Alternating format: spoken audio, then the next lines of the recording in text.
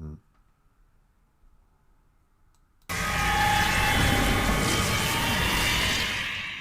Hey, sweetie. Hi. I was just checking to see if the teleporter was working. Is it working? Yeah, it seems to be. I'm here now.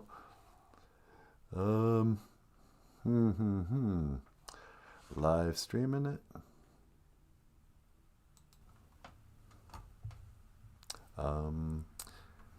I am ready. Are you ready? Yep. Okay. Welcome back to the show. Welcome back to BOOZHOO NANABOOZHOO. Hello, Lori Tyndall. BOOZHOO. Welcome to the show. La-di-da-di-di-di-da-di-dum.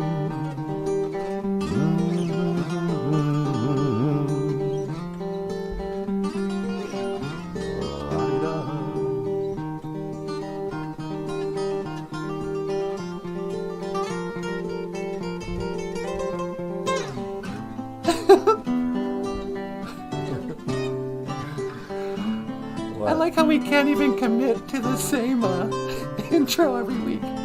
Every week? We can't even do it every day. Should I announce you? Why don't you wait until the whatever this is. There you go. Hey everybody, welcome back to the show. My name is Natasha. Natasha Nindisha Nakaz. And over here, the star of the show, NANABOOZHOO. IkadonBOOZHOO, Weenie Mooshane. Say hello, sweetheart. Hello, everybody. Welcome back to the show. And over here, we've got the rock star cartoonist himself. Oh, cut it out. Michael Lyons. IkadonBOOZHOO, Michael Lyons. Hello, everyone. Welcome back to the show. And of course, me. I'm Natasha. And yeah, welcome back to the show. Today is Nijo Gijo Good. Oh, second day. It is the second day. Or as we say in Ojibwe, Nijo Gijo Good. You got your Beijigo first. Did you know that Beijigo also means to be alone? I did know that actually. Yeah. Beijigo is to be alone. I wonder, is there anybody watching right now who's maybe feeling alone? Well, hey, you don't have to, huh? Because you're here with us, the BOOZHOO crew. No. Nijo Gijo Good, second day, Tuesday. And so, I don't know, without further ado, on this lovely Nijo Gijo Good, please welcome the star of the show, NANABOOZHOO! Take it away, baby. Thank you, sweetheart. Hey, everybody, BOOZHOO. Welcome back to the show. Yeah, there's Beijigo and then Nijo, first, second day. And you know who else is second? Joel. Yeah, BOOZHOO. Joel, how you doing? Joel's in second place. We got a gold star for Lori and a silver star for Joel. And then Grassroots Indian coming in third place. But we don't have a third place. There's no copper star. So just put, I don't know. Do you got a magic marker? Yeah, there's a black magic marker. All right, just put an X. Sorry, that's just the way the gold star, silver star, third place system works. I didn't invent it. You totally invented it. Did I? Well, kinda. No, I think that was in the school system. Back in the days of the grandfathers, when you're in like kindergarten, they don't even want to give you grades. They're like, oh, here, you got a smiley face. Good job. Oh, you did your finger painting really well. Good job. You get a smiley face. That's your grade for the day. But then eventually they brought in the A's and the B's and the C's and D's and then the failures. For some reason they skipped E and F. Or E and G. What is it? A, B, C, D, E. They skipped the E's. How come they skipped the E's? Because E is for excellent. Yeah, the E's should be great. But anyway, A, B, C, D, F. You failure. We tried to indoctrinate your mind and you didn't remember what we told you. So you fail. If you want to be, above average, you're going to have to remember what we said. In 1492, Columbus sailed the ocean blue. Remember? Come on. We covered this. Mijo Gisha good. On the second day. Lori says, I have a bowl full of gold stars. Give one to Grassroots, please. Okay. Lori's gonna front Grassroots a gold star. Okay. Well, how about I just peel this off of Lori's thing? No, I'm just going to give another one. Okay, there's 2 gold stars today. All right, you happy, Grassroots? You happy with your charity? Lori Tyndall just made you, she's a socialist. She was like, oh, why can't we all have gold stars? Why is it just a 10%? There should be a basic living gold star wage. So, you happy, Grassroots? I don't know. Hey, Kai Thunder's here. BOOZHOO. BOOZHOO. BOOZHOO. BOOZHOO. La, la, la, la, la, la. That's got kind of a Hollywood Indian theme. No, no, no, no, no, no, no, no, no, no, no, no, no, no. I'm not sure where that comes from, but it makes me think of Hollywood Indian movies. Because today is Ojibwe word of the day. Do we dare, sweetie? I think we have to. Welcome to BOOZHOO NANABOOZHOO, everybody. It's really it's an honor to be the host of this children's show about Ojibwe language and culture. Welcome, all the viewers of Barney, the purple dinosaur. More brainwashing of the children. Yeah, dinosaurs existed. They used to be purple. And you know what I realized last night? What's that? One of my earliest inspirational moments. You know how like every rock star has that moment. They say, "Oh, I was watching the not Andy Griffin. Oh, you talking about the Beatles and Ed Sullivan? Yeah, Ed Sullivan's show, the Beatles play, and it inspires a whole generation of rock stars to pick up the guitar. Everybody was like, "Oh man, that's cool.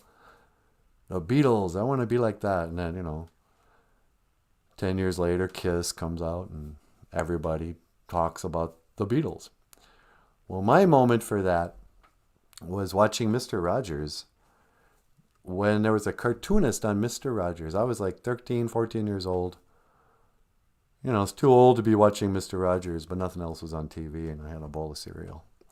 So I'm watching it there.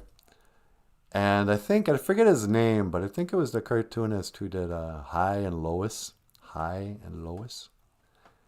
And that was the first time I went, oh yeah, those guys who draw the funnies. Those guys that's their job. You can be just a professional guy who draws comic strips like Hi and Lois. 1 cartoon a day. And you can then be famous and not have any other job and go on Mr. Rogers' show. Well, fast forward to the years, I do become a cartoonist. And then eventually, I kind of have my own Mr. Rogers show. So Mr. Rogers, there's a kid show. And Sesame Street, of course. And the Muppet Show. That's why kids come here. For wholesome Ojibwe language in small, fun-sized doses. You don't have to memorize. This isn't a Pink Floyd video Ojibwe language class. I'm not here. I know you don't need no education. We're just hanging out, learning some Ojibwe. So today's Ojibwe word. Gi washkwe news owin. Dizzy from the smoke. Marijuana. BOOZHOO NANABOOZHOO is brought to you today by the letters T, H, and C. And by the number 420. Gi washkwen news owin. Dizzy from smoke. There's one way you could call the cannabis, marijuana, weed. You could also call it zagasqua. Now I know, hold on everybody. You people are going to say, oh no, that means a cigarette. That means to smoke a cigarette. It's like, well, it means to smoke. And usually people think of cigarettes. But don't forget, tobacco is a sema. And if you want to smoke the verb, zagaswe, with an E, you can zagaswe a sema. You can smoke tobacco. But if somebody's like, hey man, you got to smoke, zagaswa. Or, this just is, a lot of people call cannabis, whatever, just a weed. It's a weed. It's not a flower. It's not a tree. It's not a grass. It's a weed. Actually, they used to call it grass, huh, sweetie? Yeah, back in the hippie days. It's like, you got any grass, man? Yeah, they used to call it grass. But nowadays, people call it weed. Bashkwe washki badoon. Bashkwe washki badoon. Bashkwe washki badoon. So, this is a talk about Giwashkwe Winduz Owin, about marijuana for the children. What do I want to say about marijuana? Number one, have you ever noticed how probably nobody's had this talk with you? It's a taboo subject. It's in that ballpark of smoking cigarettes and drinking beer and drinking whiskey and doing drugs. It's in that category. And illegal things. And because it's forbidden and illegal at times, and because there's been so many subtle brainwashing about it. And people will say, oh yeah, the government, they used to exaggerate what weed would do by playing these commercials called Reefer Madness. And they would show a guy going, oh man, I'm crazy, I smoked a reefer. Reefer is another word for it, old-fashioned word. And they would show a guy smoking a joint and playing the piano all crazy, and he'd have like demon eyes and stuff. But it wasn't just that. It was also the Beatles, any celebrity you can name. They started to mainstream marijuana in pop culture. And they told stories about how it was censored and stuff. They created a whole narrative about weed and made people think of weed as this forbidden, illegal substance that a certain kind of person would smoke. Hippies, rock stars,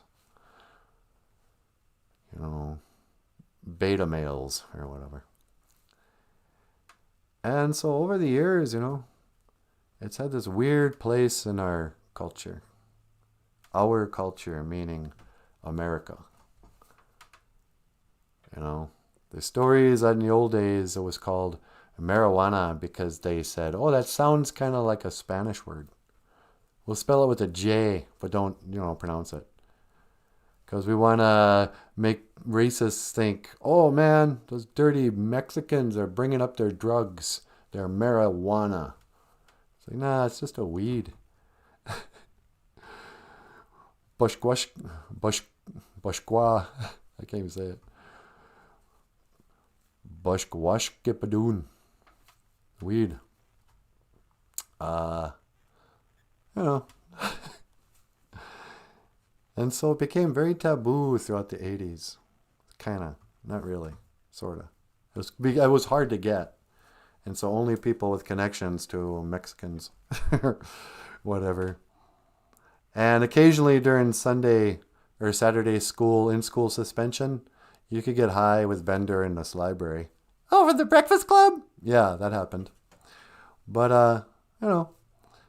So nowadays, in the last number of years, the same people who pretended that they were against weed are now slowly telling you it's okay. Now they're saying, okay, well, if you have cancer, it's a kind of medicine. So we're gonna write a law that says if we say it's okay for you to smoke this, then it'll be okay. But if we don't say, like, say you don't want to, say you're just using it to get high, well, that's still illegal, you know. Unless, of course, you live in these states or whatever. So as of this recording, marijuana is still illegal in Minnesota. But also, like, culturally, it's also illegal. You'll lose your job if you test positive for having used it, even on your own time. Certain jobs, like if you want to work at Walmart or for any reservation position, unless you're elected into office, then they won't do it to you. Chairman never gets tested, but if you want to work at a casino, you have to get tested for marijuana. A lot of schools require every employee to get tested. They don't want to hire anybody who might smoke this weed on the weekend or in the evenings. You can be an alcoholic, that's fine. You come right in with hangover. You can tell your boss, oh, I'm hungover. You know, it's like, well, that'll teach you. Anyway, so it sounds like you had a good weekend. Well, I'm so hungover. I'm an alcoholic. Oh, really? Hey, if you need to take some time to go to meetings, that's cool with us. I'm an alcoholic too. You know. But if you're a weed smoker, you don't tell anybody. You got to kind of sneak around and size people up. Slide into conversation, see if they're cool. Because weed is still culturally taboo. You know?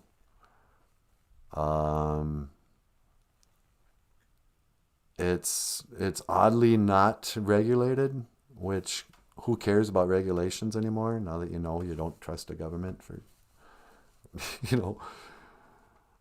Can we all agree that let's quit pretending the government cares about our health? Yeah, no kidding. Oh, this is FDA approved. Hey, look, the government put a little warning on the cigarette package.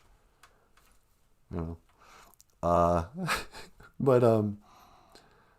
So there's been this war on drugs that I think the Reagan started.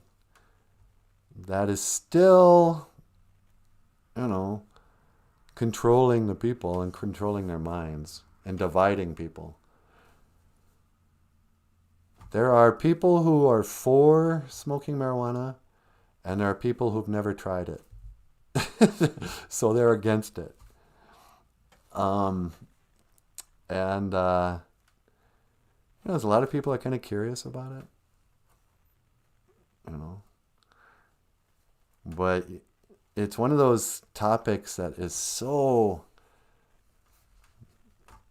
portrayed so often and so subtly in so many ways that most people are being kind of brainwashed and mind controlled with the image. Like, I finally went back and watched, I don't know, a 60-second clip of an old Cheech and Chong movie.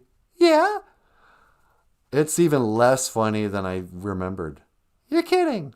Oh, it's so not funny. It's so stupid. Offensively unfunny. But everyone's been brainwashed to think, oh yeah, Cheech and Chong, man, it's hilarious. You know, that was like me and my friends in high school. But you watch it and it's like, no, these are guys who are acting functionally retarded, stereotypically, you know, Mexican, just the worst low-life individuals. And so the mind control is kind of like, yeah, if you smoke this thing, you're going to end up like that guy. poor, dumb, ridiculous, and,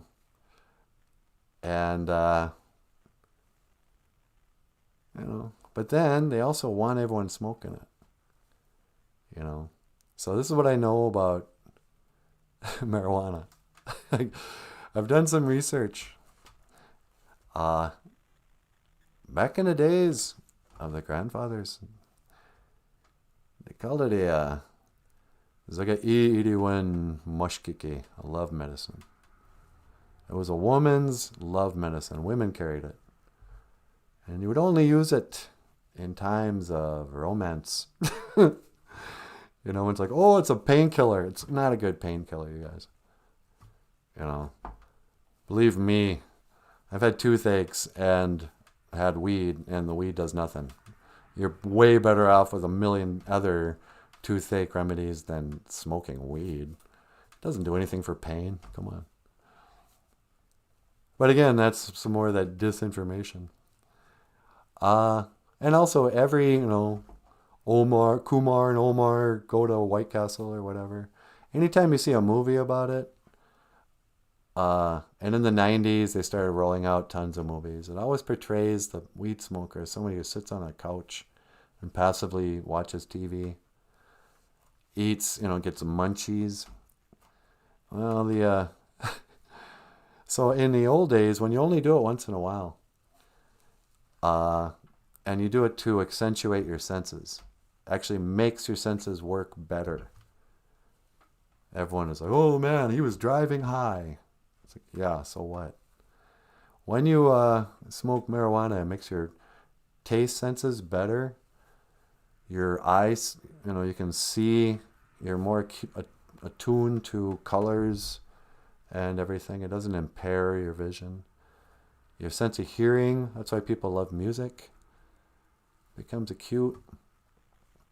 And your mind will, it's a good antidepressant, anti-anxiety medicine. And so this is why a lot of people start to come up with creative ideas, especially in the arts, when they're under the influence, which is one way of talking about it, after they smoke marijuana. That's why there's so many artists. But no, they never talk about it. The only time you find, people were shocked. They went, Willie Nelson smokes marijuana? It's like, yes, of course. He writes songs. He bothered to sit down and rhyme out, maybe I never told you, or whatever that song was. But he didn't look like the stereotypes at the time. He was like, but he sings country music. I thought those guys only drank beer. I was like, no. So yeah, it does make you more creative. Sorry, ladies, and screaming through it, just like, don't say that to my kid. Like, yeah, well, as a creative person.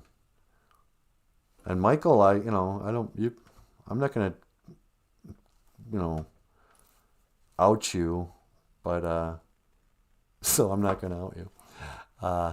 Some people who have written many comic books and children's books and coloring books and written children's stories and, maybe how many songs you think you've written in the last 20 years? I don't know, 100? 100 songs.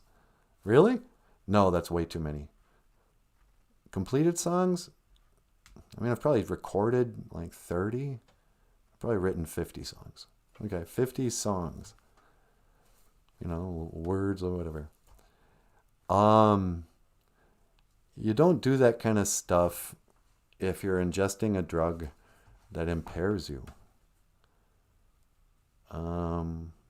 So,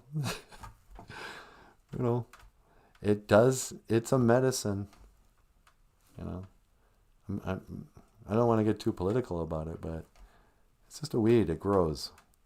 And if you smoke it, it has this effect on your body. Maybe your soul. I don't know.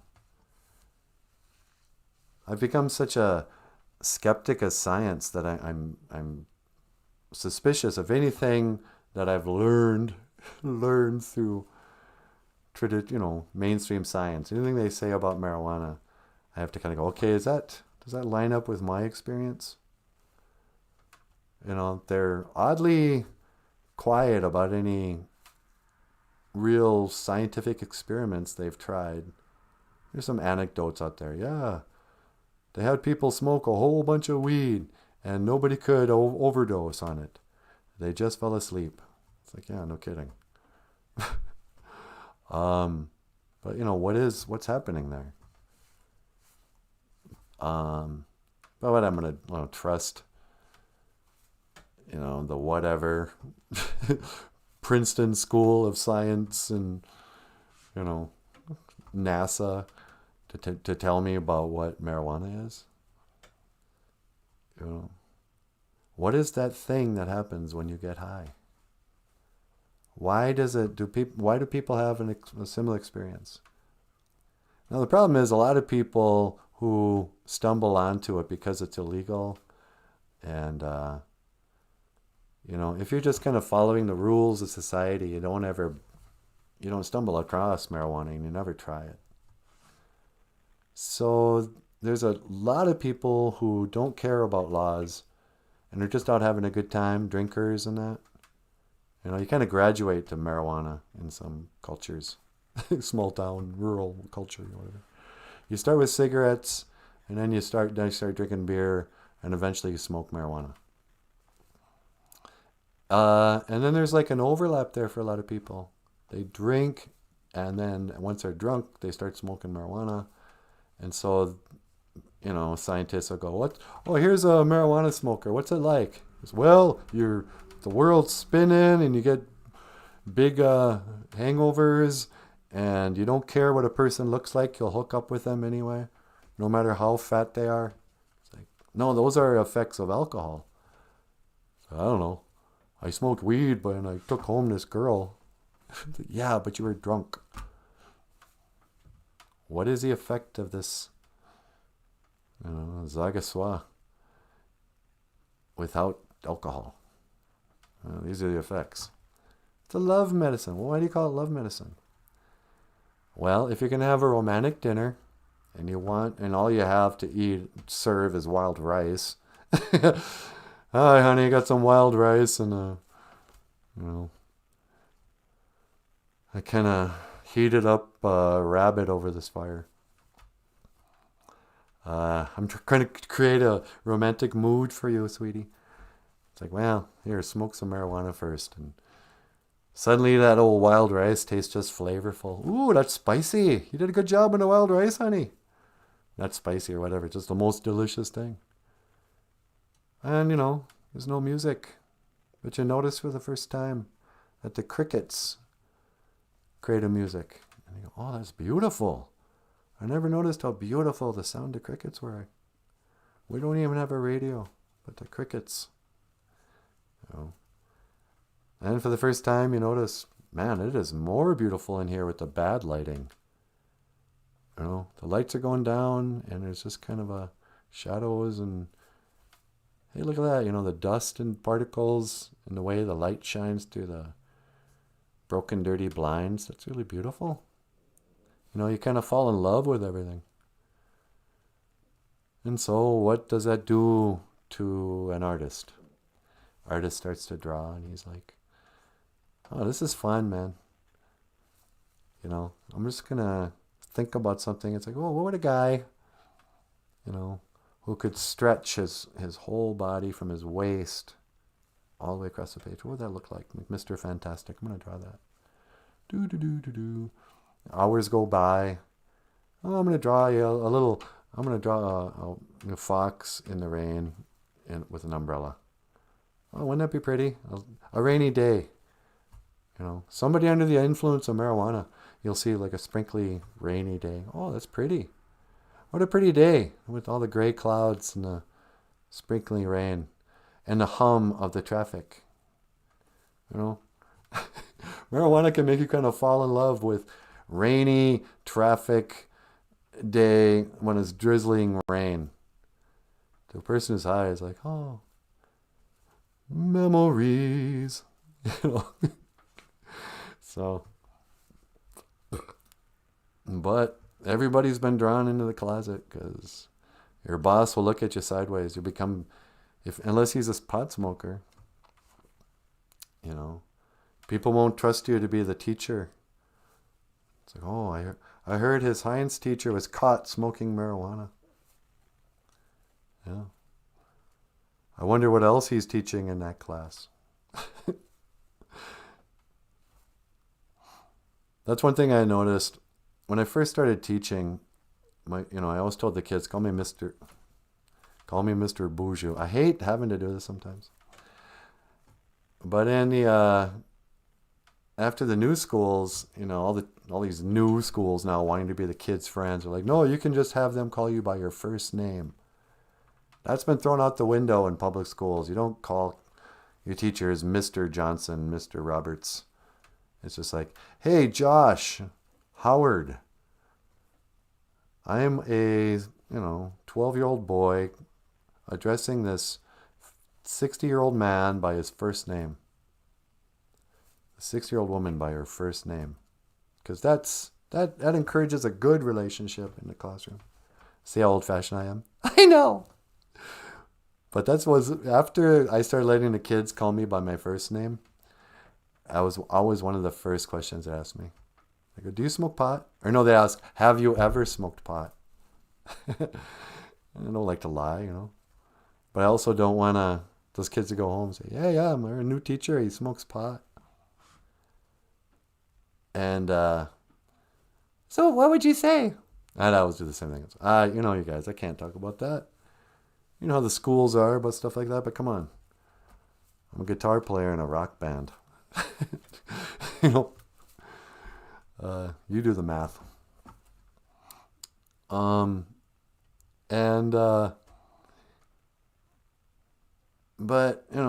I was always in the closet, I didn't dare go into my place. This is how oppressed I was, sweetie.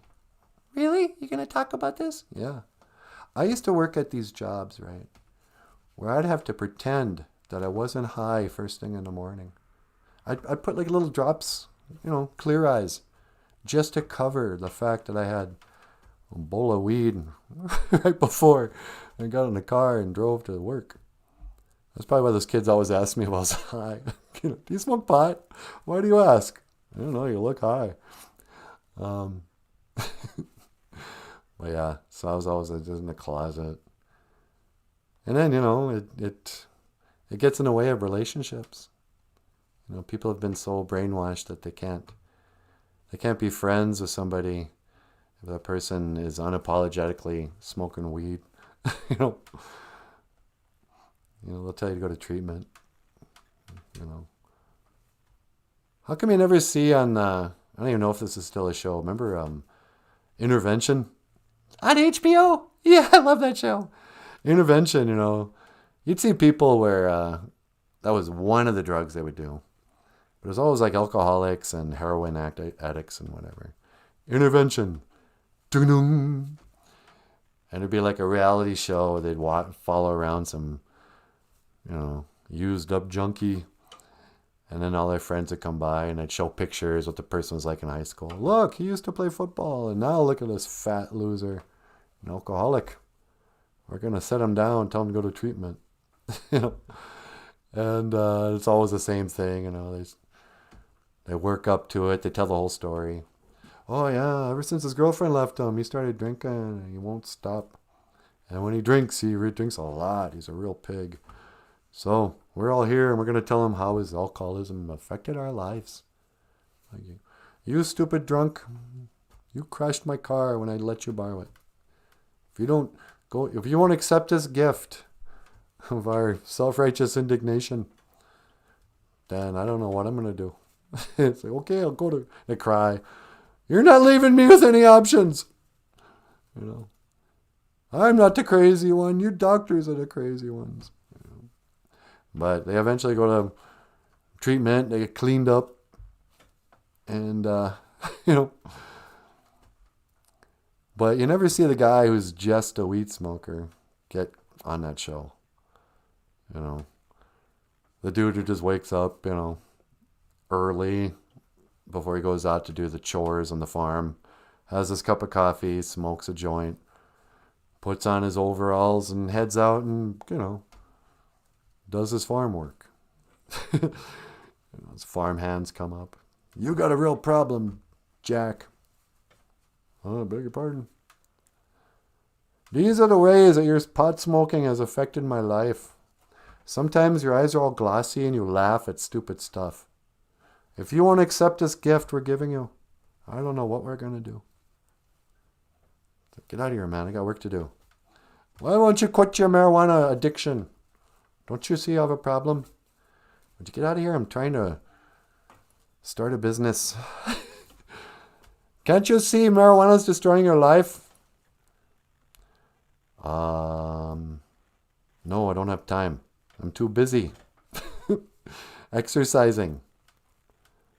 That's a lot of things too, Go to the gym sometimes and walk around and look at how many of those bodybuilders have glassy eyes from smoking up right before they go to the gym for 2 hours. Listen to music and pump iron. Bunch of potheads. Can't you see you're throwing your life away? All you do every day is smoke weed and work out. It's like you don't even care about eating pizza. You're not even living up to the stereotype, you guys. I've had it, sweetie. I've had it too. I'm glad you're with me on this. Of course. Anyway. I think I've talked enough about this topic that I was always afraid to talk about. I don't know. You can talk about it more if you want. I kind of want to play Crashing Down. Yeah, play Crashing Down. So yesterday, couldn't shut my big fat mouth talking about 9/11 and all the conspiracy theories. Oh, man. Was it an inside job, allegedly? I'm just asking questions. Don't censor me, big brother. Never forget.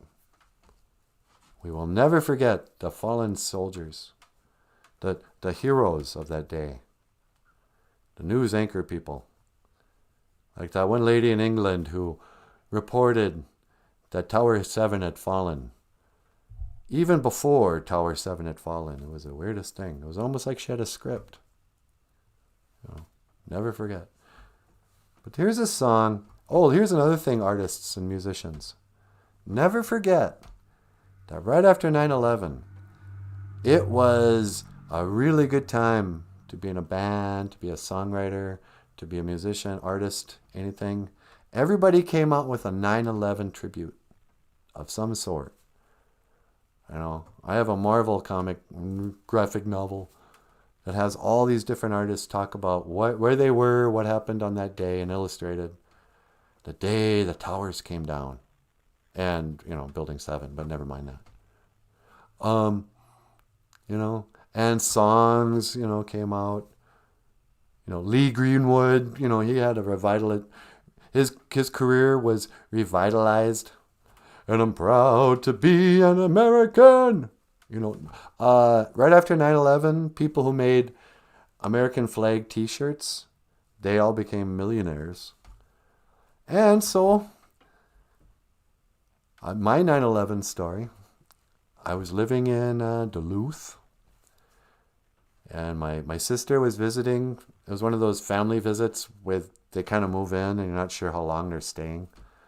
So she moved in for a couple of months. And she was out somewhere. And I was at home goofing around, not watching TV, didn't have a computer. Just living my life, happy. After 39 minutes, that's kind of random. I really don't think they're censoring us talking about 9/11. But sorry, we're back. We were off for a second. So we had a gig that Friday. I was in a band, but we had a gig. And on 9/12, I don't know if people remember this. Well, you might. It was so weird. You didn't know. It seemed inappropriate. Everyone was so sad, and nobody was making jokes yet. And you certainly weren't supposed to just celebrate. Everyone's supposed to, if you're going to do anything, it was like candlelight vigil. it didn't seem right to just go and play music that people would dance to, you know.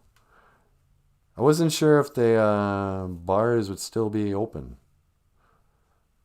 You know, it was a weird. So we called up the bar that had a gig scheduled. Because, are we still going on this Friday? They're like, yeah, we're gonna do it anyway. You know, but if you want to say, you know, we're gonna have a, you know, there's also a candlelight vigil that night. You know, so the 9/11 tributes were just off the charts for a couple of months, and us too. So we recorded a song, and this is the dirty little secret, the lie I've been living all these years. I wrote a song called Crashing Down that wasn't about 9/11, but when 9/11 happened, somebody who knew our band, and we were not a big band at all, like we'd recorded 3 songs. But some people in Duluth were doing a tribute to the survivors of 9/11 or the fallen heroes or whatever it was. And what it was, they wanted to get recordings from local bands and make an album of local artists singing about 9/11, and then sell that record and, you know, give the donations to the Red Cross of America or something. So they asked us, hey, can we use that song Crashing Down? Oh yeah, because then that Friday, there's a song about divorce. And I got up on stage and like, here's a song about 9/11. It's called Crashing Down. Because this is about those 2 buildings that crashed down.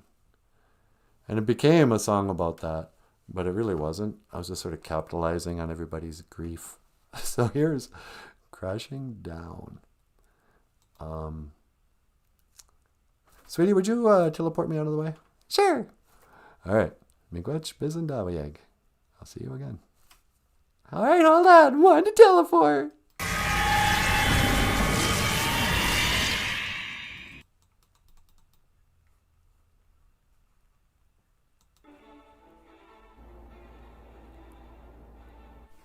The song is called Crashing Down, and it's written by Michael Lyons.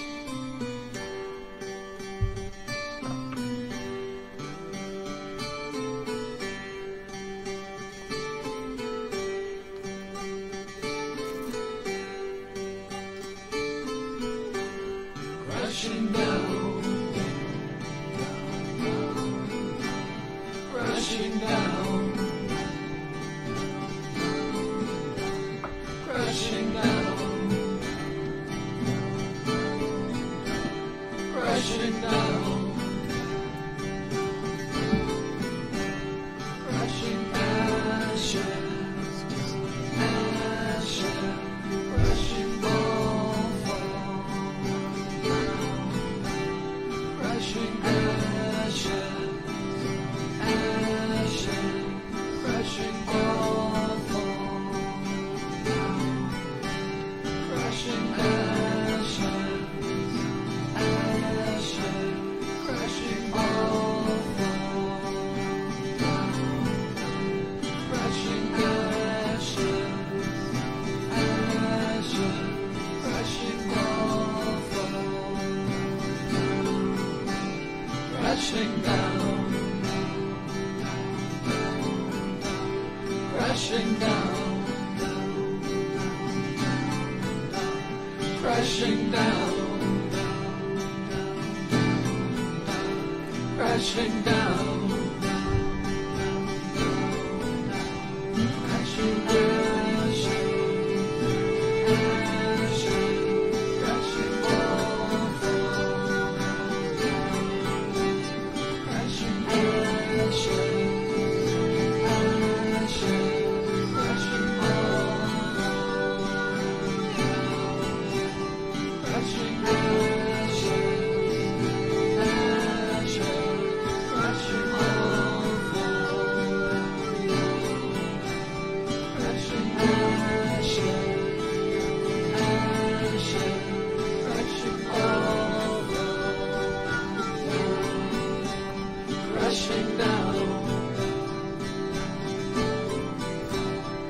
crashing down,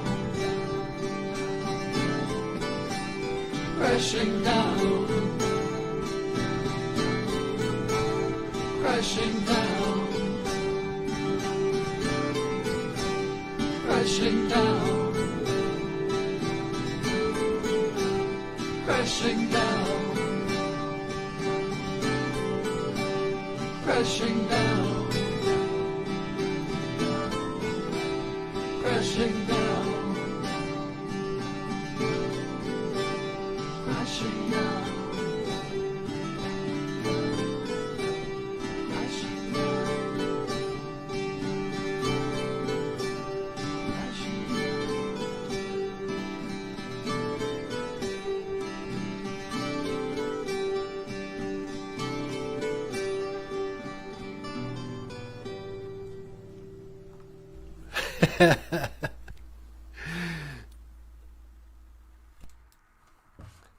Crashing down. Oh, wait.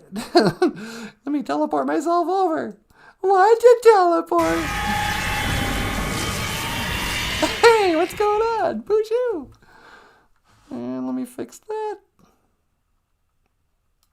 Crashing down. Yeah, I love that song. Yeah. So, Michael, what was that song really about? If it wasn't about 9/11. It was about my parents' divorce, actually. Oh, really? Yeah, although it was 20 years before my parents got divorced, but they'd been threatening divorce, most of my adult life.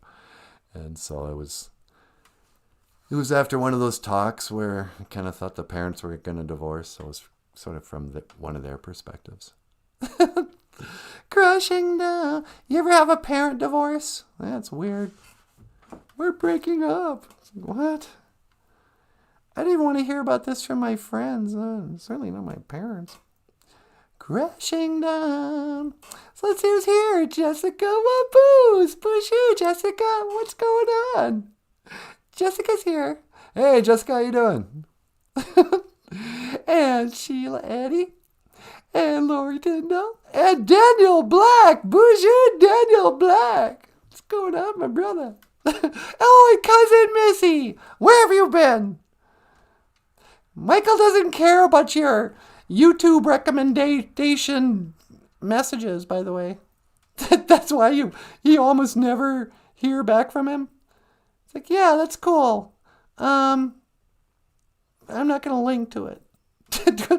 I'm already watching a YouTube video. But anyway, how you doing? I miss you, baby. Grassroots India says, I was working at our tribal gas station on 9/11 and had to hit the panic button for tribal cops to help me. Holy man. At the gas station, huh? Well, what was happening that you had to hit the panic button? Were people like just raiding the stores like it was, Minneapolis after the George Floyd thing? Okay. Daniel Black says, Sacrifice Sons by Dream Theater was a good song about 9/11. Sacrifice Sons. Man, I forgot about Dream Theater. I'm going to have to check them out again. La, la, la, la, la. Oh, man, the chat's blowing up. I'm way behind. Kaya Thunder's here. BOOZHOO, Kaya. Rasta say ganja makes you a nicer person, so it's easier to get into heaven. So they say if you blaze, you never die. There you go. Yeah, I mean, if you're really being honest about it, like not political, it does kind of make... I've never met a pot smoker I didn't like. It does... It's weird, when you talk about it, you have to think about, who am I talking to? If I'm talking to other pot smokers, all this is obvious, and I'm saying nothing at all new, But there's like that old joke, I forget which comedian did it.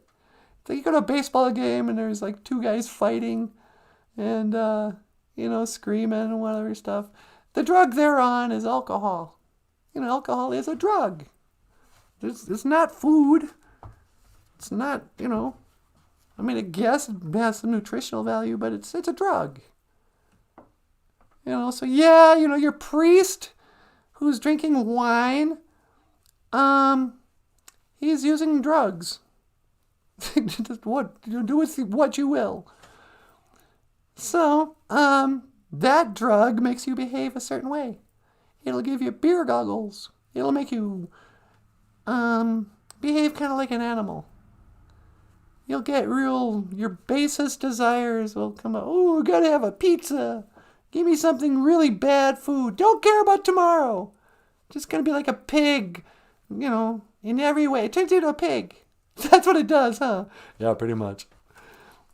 But marijuana turns you into something else.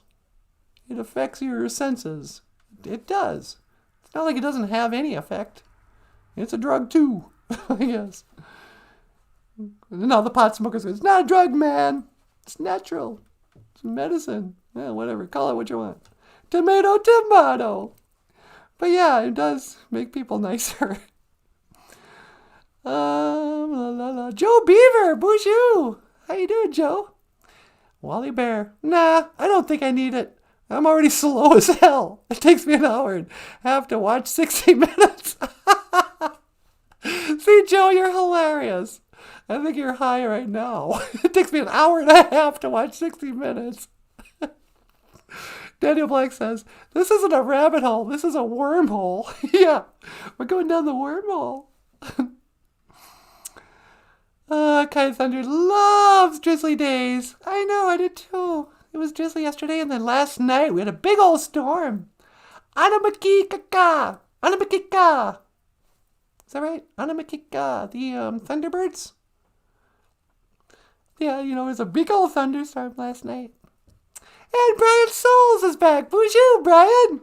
What's up, Soul Man? Do-do-do-do-do-do-do-do. How you doing, Brian? Wally Bear says, hey, NANABOOZHOO. Why do teachers teach us stuff we already know? NANABOOZHOO? Yeah? Why do teachers teach us stuff we already know? Because their jobs are not to educate you. Their jobs are to occupy you. And it makes you feel smart when they teach you something you already know. Wow, really? Yeah, I don't know. I mean, I can't speak for teachers. I never really was one. Yeah, you were. You were a teacher you taught Ojibwe at the last place for 3 years. Yeah, I know. But I wasn't a teacher. That was just a job I had, teaching Ojibwe. I didn't have the persona. I don't know. You don't really... Do you have a thing against teachers? Kinda. Teachers. Brian says, BOOZHOO, Jess. BOOZHOO, Jess. Brian says, I was gone all weekend and I have to catch up on the chats. Yeah, where were you? You should have heard the stuff Kaya was saying about you behind your back. She was like, Brian Souls? Oh, yeah, his name should be Brian Soulless. I get one more S on that? His name is actually Soulless. He has no soul. He's just a walking undead abomination. Remember? Like in the Bible? No, I'm just kidding. Daniel Black says, BOOZHOO, DG. La la la. Brian, yesterday's show's coming as long as a book. I missed 45 minutes. I'm still trying to catch up. Good career. Worth the read.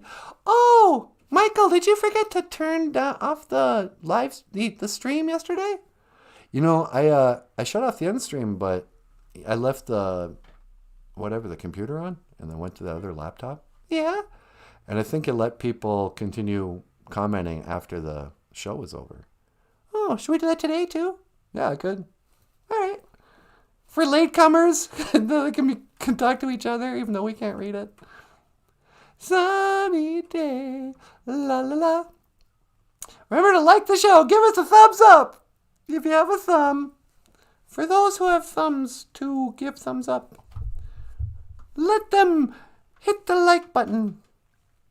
So saith Michael, chapter 2, verse 3. In the book of Michael. I don't think there is a book of Michael. There should be. Sunny day. What do you think, sweetie? Have you had it up to here yet? Well, I don't know. Should I go outside? Oh yeah, why don't you go outside and say hello to the creator? Or you could take a call. We do have time, but I didn't really set it up very well. Do you want to talk to Harry? Prince Harry? Yeah. Maybe tomorrow. How about I teleport you outside? Okay. All right, one to teleport. Teleporting outside. Okay, hang on, sweetie. Don't move. All right. Teleporting.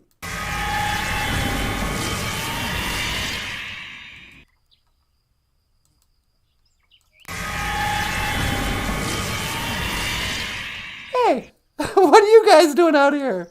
I thought I was going to teleport me by myself, but here you are. No. Did you get caught up in a teleporter too?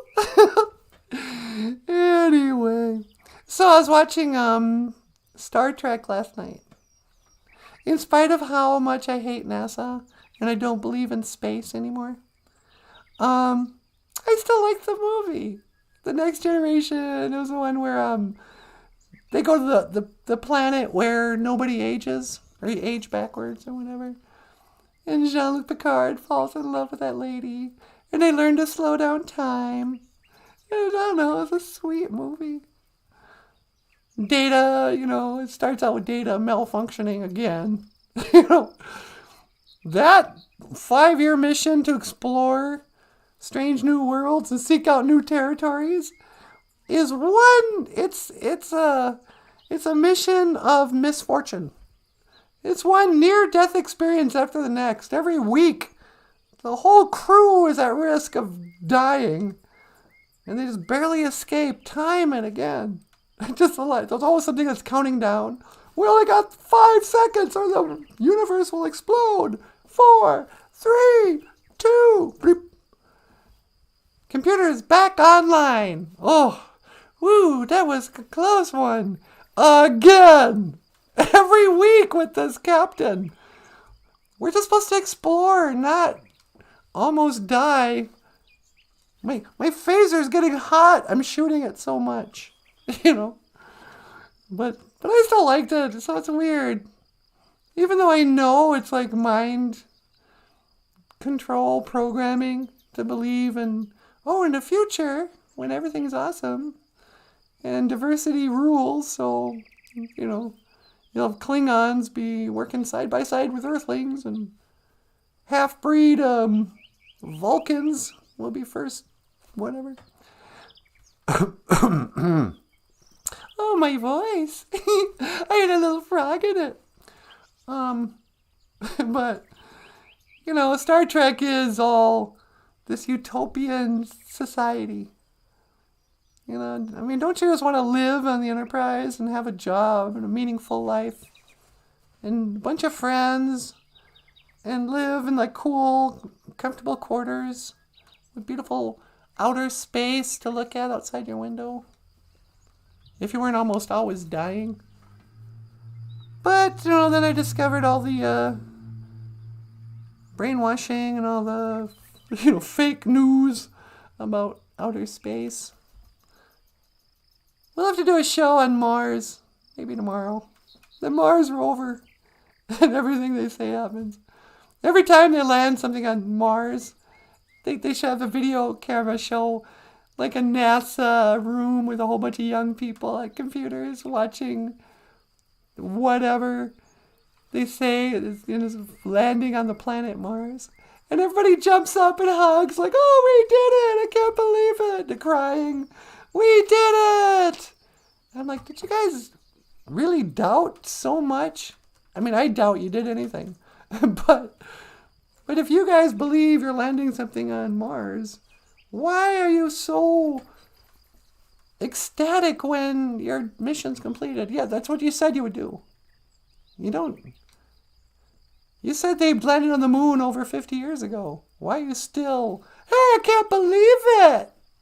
We did it without crashing. Good for us. It's like, yeah. What? How much question in your mind about this not just blowing up in your stupid face? It's like every time they shoot off a rocket and they go, oh, wow, we did it. Yeah, that's great. Are they really going, oh, I thought it was going to blow up like this Challenger. Oh, good thing it didn't blow up. We weren't sure. We thought it might blow up. It's like, what? And you still put 3 people on the tip of it to fly out into space. You know, rotate around the moon 3 times, land on the moon, take off on the moon without a crew. You know, I don't know why. Oh, because there's no atmosphere. That's why. You need 500,000, 10,000 people, who knows, to leave planet Earth. It costs billions of dollars and years of preparation to take off from the planet Earth, to leave this planet. So difficult. But once you're on the moon, if you want to take off from the moon, you don't need anybody. You can just push, launch, and, travel just as far. Your spacecraft will be fine. Travel back to Earth. Connect with another, somehow. Never saw that in real life. That's the other thing about NASA. They do maneuvers out in outer space that they could never, test on Earth.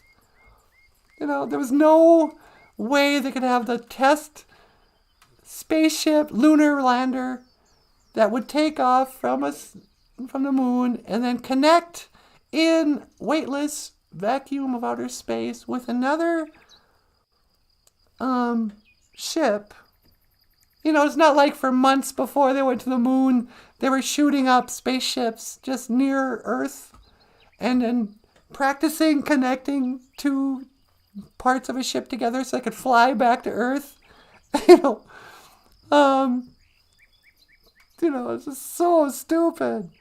And I think part of the reason why so many people have a hard time giving up their belief in the moon landing is that they have to admit how dumb they were to believe it. I was just a kid when I believed it. But as soon I was old enough to think for myself, and if you witness just one kind of, hey, that doesn't make any sense. What do you mean? They didn't have a bathroom on the thing? No, they just sat in their spacesuits the whole time. Oh, really? Yeah, there's no room to stand up in the spaceship. So they just pooped and peed themselves for 3 days. 3 men. Peeing tan-colored urine. I don't know. Wait, okay. Nah, this didn't happen.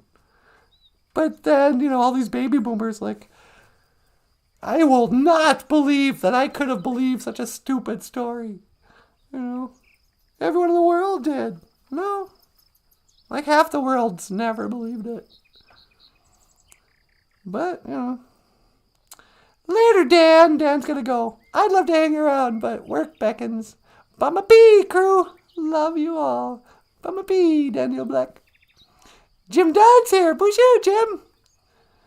And Brian says Levin's taking off. And I guess I better go back. Sorry, Gitchy Manadoo. I was going to say a prayer, but now I ran out of time. Oh, that's okay, me daughter. You come back tomorrow, you say a prayer for me. And bring some osema. You want me to bring some tobacco tomorrow? Yes, you are my daughter. You should put out some tobacco to your creator. Okay. Gitchy Manadoo, you guys. Hello, everybody. All right, well, I'm going to go back. All right. Hello. Hi, sweetie. I think it's time I come home. Okay, honey. I'm going to scan for your coordinates and teleport you home. All right, thank you. Scanning your coordinates. Locking on your coordinates. 1 to beam home. All right.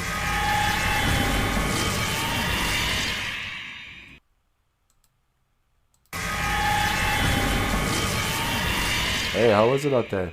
Oh, it's really pretty. Did you want to say goodnight, Gracie? Good night, Gracie. No. Yeah, I suppose we should.